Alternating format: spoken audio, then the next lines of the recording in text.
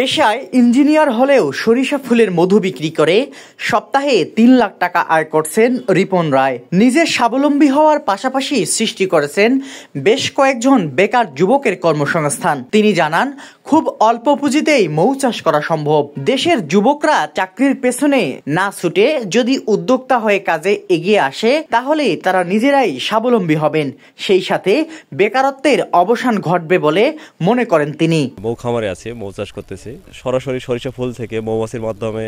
তো এখানে দেখা যাচ্ছে যে আমরা এই যে কাজটা করতেছি, আমি আসলে নতুন উদ্যোক্তা সৃষ্টি প্লাস নিজে উদ্যোক্তা হয়ে তারপর উদ্যোক্তা সৃষ্টি করার জন্য কাজ করতেছি। আর মৌ চাষটা খুব অল্প পুঁজিতে শুরু করা সম্ভব এবং এটা যদি বেনিফিট বলি, পার বক্সে আপনার অ্যাভারেজ প্রত্যেক সিজনে 70 থেকে 80 কেজি মধু আসে, যার খুচরা বাজার মূল্য প্রায় 35 থেকে 40 হাজার টাকা। পার বক্সে 35 থেকে 40 হাজার টাকা, এরকম যদি আমার 100 বক্স থাকে 4-5 লাখ টাকা আমার অনায়াসে আয় করা সম্ভব। মধুর খোঁজে দেশের এক প্রান্ত থেকে আরেক প্রান্তে ছুটেন রিপন। সরিষার প্রতি সিজনেই কয়েক লাখ টাকা আয় করেন তিনি। আমরা গতবারেও হাকিমপুরে আসছিলাম, এবারও আসলাম। দেশের সব প্রান্তেই যাই সময় অনুযায়ী, কারণ বিভিন্ন সময় বিভিন্ন জায়গায় আপনার বিভিন্ন সোর্সের ফুল আসে।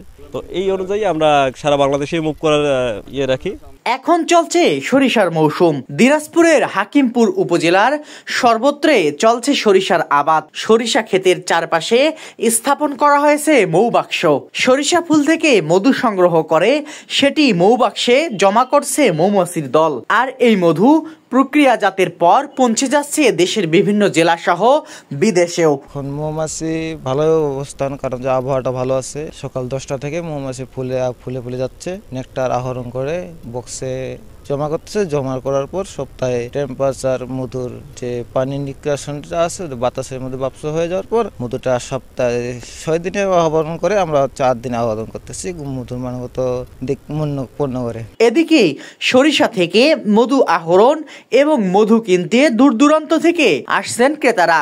প্রতি কেজি মধু 400 থেকে 500 টাকায় কিনে নিচ্ছেন তারা। আমি রংপুর থেকে আসছি এখানে মধু সংগ্রহ করে দেখার জন্য, কিভাবে সংগ্রহ করে, কিভাবে আপনার মধুগুলো সংগ্রহ করে দেখার জন্য আসছি। আর কিছু মধু নিয়ে যাব, বাস্তবে দেখে শুনে মধু নিয়ে যাওয়ার জন্য আসছি। আপনার সরিষারও অনেক উপকারিতা দেখা যাবে যে সরিষা 2 থেকে 3 গুণ বেশি আবাদ হচ্ছে, মানে ওনাদের পাশাপাশি কৃষকও লাভবান হচ্ছে।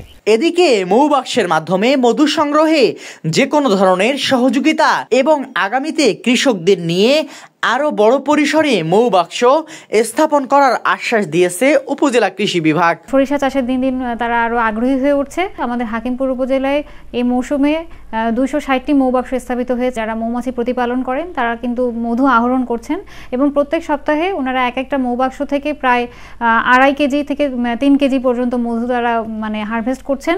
আমরা আসলে চাচ্ছি যেন আমরা স্বয়ংসম্পূর্ণ হই। তো সেদিক থেকেও আমাদের কৃষি বিভাগের যেই পরামর্শগুলি সেগুলো আমাদের কৃষক ভাইরা খুব ভালোভাবে গ্রহণ করছে এবং আগামীতে আবহাওয়া অনুকূল থাকলে আমাদের কৃষক ভাইরা আরো বড় পরিসরে সরিষার আবাদ করবে।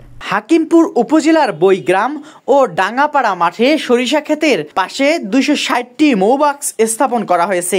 সেগুলো থেকে 7 দিনে 12 থেকে 15 মণ মধু সংগ্রহ করছেন রিপন রায়। পরে সেটা প্রক্রিয়াজাতকরণের মাধ্যমে বিক্রি করছেন। সাব্বির হোসেন, সোনালী নিউজ।